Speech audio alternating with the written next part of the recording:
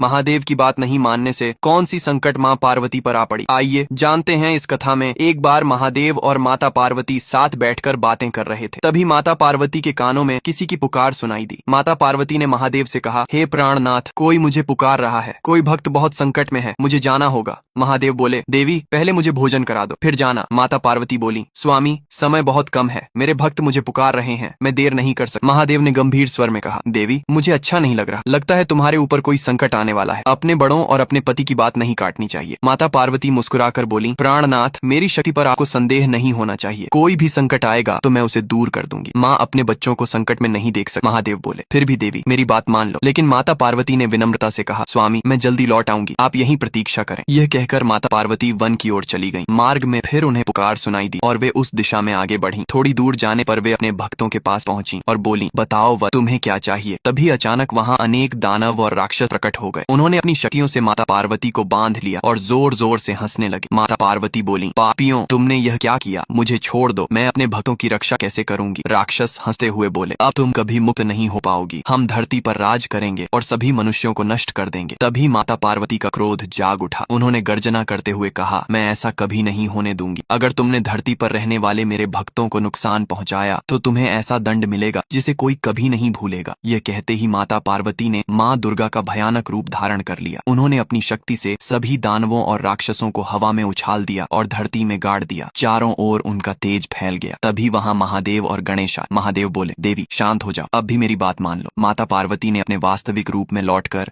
महादेव के चरणों में प्रणाम किया और बोली, स्वामी मुझसे भूल हो गई, आज से मैं आपकी और अपने से बड़ों की बात कभी नहीं काटूंगी, मुझे क्षमा करें। महादेव ने प्रसन्न होकर माता पार्वती को आशीर्वाद दिया। उसी समय गणेश जी अपनी माँ से लिपट गए। फिर भी माता पार्वती बोल रही है, जो कोई इस कथा को देख रहे हैं वह महादेव के लिए लाइक और सब्सक्राइब नहीं किया है।